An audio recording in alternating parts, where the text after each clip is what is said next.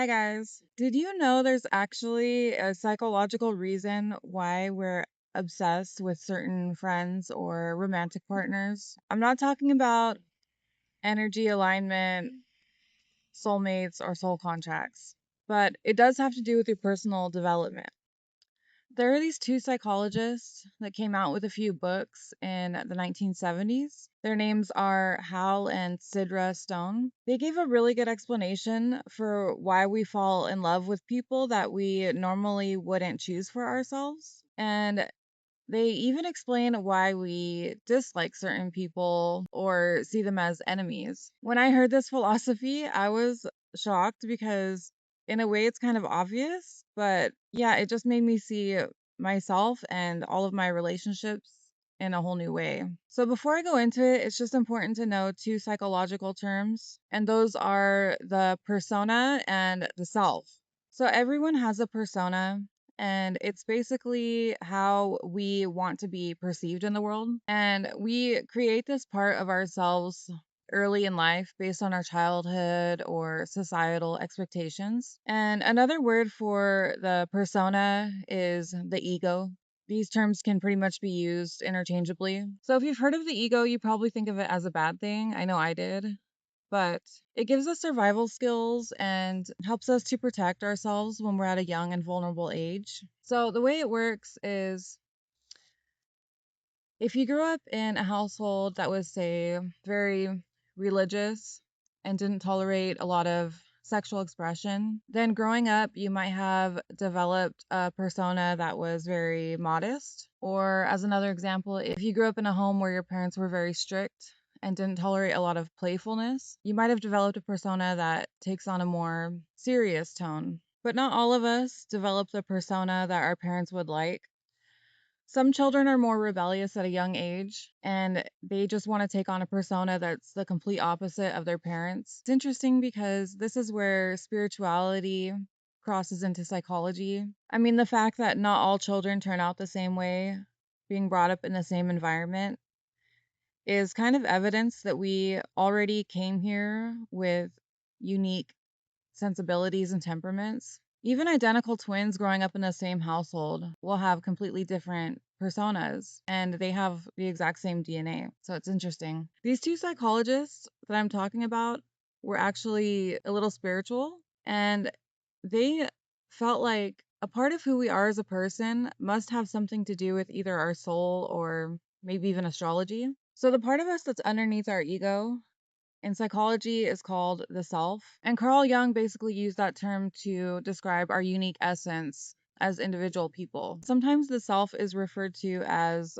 the soul or the inner child. Our inner child is the individuality we get to experience for a short time as a child before the world has taken its hold on us and helped us to form our persona. So if you look back, you might remember that you had different interests when you were very young, and most of us have had to forget about these interests because we were told that they were either a waste of time or we were just being naive and unrealistic. So once we become adults, obviously, we can choose to be any way that we want to be. But on an unconscious level, we're all trying to get back to that inner child, that feeling of innocence and playfulness and excitement. We get to an age where we're able to choose our own friends, and usually we choose friends that have similar perspectives on life. We always seem to pick friends that have at least one strength where we are weak. So, as an example, if you're someone that has a hard time letting loose, you probably have at least one good friend that's more risk taking and fun. Or if you're very extroverted, you probably have at least one friend that's more introverted. So, the philosophy is that we are attracted to people that carry the traits that we have disowned in ourselves. It comes from a place of curiosity because, in a sense, we just wonder what it's like to be a different way. And being around someone that's a little different from us, it just holds our interest more because we find it intriguing and even delightful. It's almost like Mother Nature created a way to force us to re examine our persona. and to think about if it's really the right way to be, or if we even still need our persona as an adult. Of course, not everyone we meet with opposite traits becomes our friend.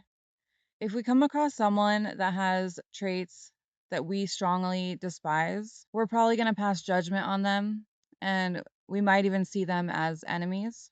But when we come across people like this, they still have something to teach us about our persona. I'm going to give you an example. So it's like if a modest woman saw someone dressed in very revealing clothing. Obviously, she's going to think that it's totally inappropriate. She's going to be disgusted. She's going to pass judgment on her. But the fact that just looking at this person brings out such strong emotions shows that she has disowned a part of herself that is comfortable with sexuality, or a part of her that is comfortable with self expression. Having beliefs that are this polarized is a sign that we're overly identifying with our persona or ego. So, if that woman wanted to figure out her true expression as an individual, she'd eventually need to ask herself why certain people trigger her to have these bad feelings and judgments. It's basically bringing an awareness to our thoughts and feelings instead of identifying with them. Doing this brings you closer to being more in touch with your authentic self. Okay, so the people that we're most attracted to romantically are people that are carrying the perfect constellation of traits to be an exact mirror of our persona. Their ego is the complete opposite of our ego. Think about your past love interests. You can probably make a whole list of traits that they had that were completely opposite from yours. And it's not that one of you is bad while the other is good. It's not about that. It's about recognizing that you both have polarized beliefs and different approaches to life. So let me paint a picture for you. If a person is spontaneous, extroverted, spiritual, empathic, and artistic, most likely they're going to end up falling for someone that is more methodical, introverted, maybe even religious, detached, and logical. If they had a choice, they wouldn't choose this person to be their partner. And in a way, we don't really choose our partners because it just requires such perfect chemistry to fall in love. But there's a famous saying, opposites attract, and it really is true. Meeting someone that just has very different behaviors from your own has some kind of magnetic quality to it. It's almost a little unnerving, but fascinating at the same time. It makes us feel a curiosity for the unknown and a little bit of excitement because it's new. It's almost like through our partners, we get to see the world in a whole new lens. When you date someone that's completely opposite from you learn from each other. And your traits and beliefs that were once so important to you and seemed very polarized all of a sudden become not so important anymore. When we're in love, we let down our guards, which in a way makes the ego just melt away. And when this happens, we begin to feel our true potential again. It almost makes you feel like you're a little kid again and anything is possible. So, love can basically help us grow. But unfortunately, it doesn't always happen this way. If one or both of the partners can't seem to separate from their ego, then over time, what they're going to do is they're going to try to change the other partner. They're going to come back around to thinking that their way is the best way to be, and they'll try to force it on the other partner. And that just causes the relationship to become toxic and codependent. which usually ends in separation or heartbreak. There's a thin line between love and hate. Our romantic partners can easily become our enemies because they already possess the traits that we normally find bad. I think it's interesting that the Buddha says our worst enemies are our greatest teachers. But after heartbreak, we go out and date again, and then we end up falling in love with someone with the same constellation of traits that are opposite from ours. And then the more we get to know our new partner, the more we realize how similar they were to our last partner. And we just start to notice more and more similarities in the relationship. And if the same cycle is repeated, from there, we're going to go on to start thinking that all men or all women are the same. And in a way, you are attracting people with the same personalities because you're still identifying with your persona or ego. If you've fallen in love with someone and it didn't work out, but you can't seem to let them go, it's probably because they were your mirror.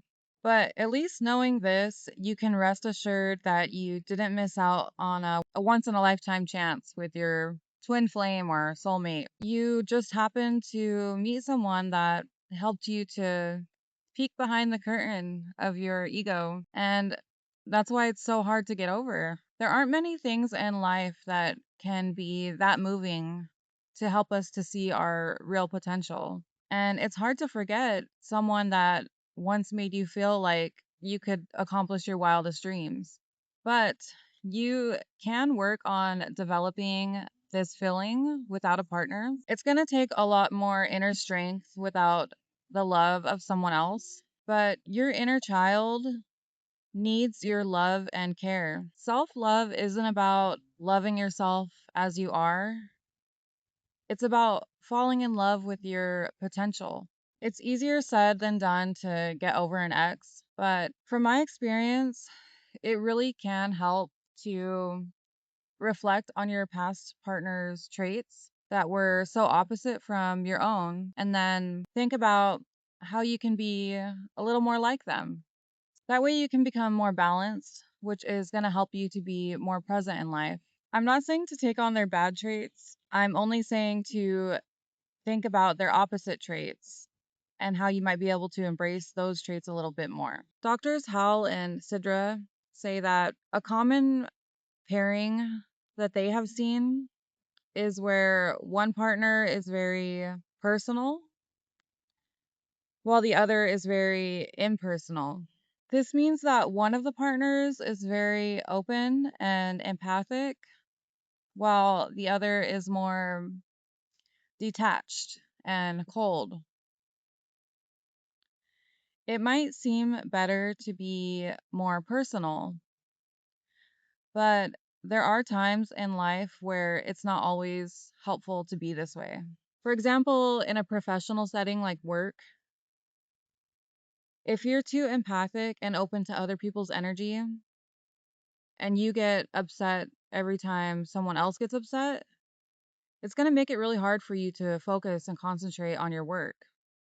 Sometimes we do have to be more impersonal, and being impersonal helps us to be a little more firm with our boundaries to protect our energy. If someone's crossing our boundaries or asking us to do something that we know is either going to make us uncomfortable or put us in a bad place, we need to be able to say no without feeling bad or guilty. So, there's actually an exercise that these doctors give as a way to help you realize which traits you might have disowned that you might need to integrate more into yourself. And it's called making peace with your villagers. So, what you do is you write down 5 names of people with traits that you find despicable. And underneath each of their names, you're going to write down what it is about them that you dislike. And then you're going to try to narrow this description down to one word. And these are going to be the traits that you have disowned in yourself. So then you can think about how you can integrate them a bit more to become more balanced in life.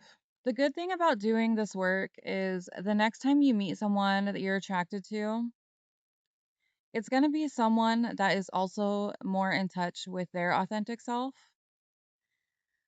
And that's going to make the relationship a little easier and maybe not so toxic.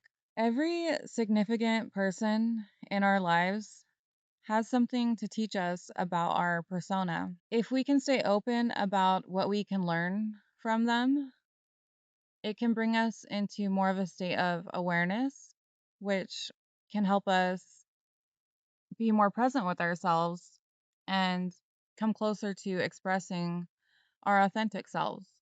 All right, guys, thanks for watching. My name is Amber.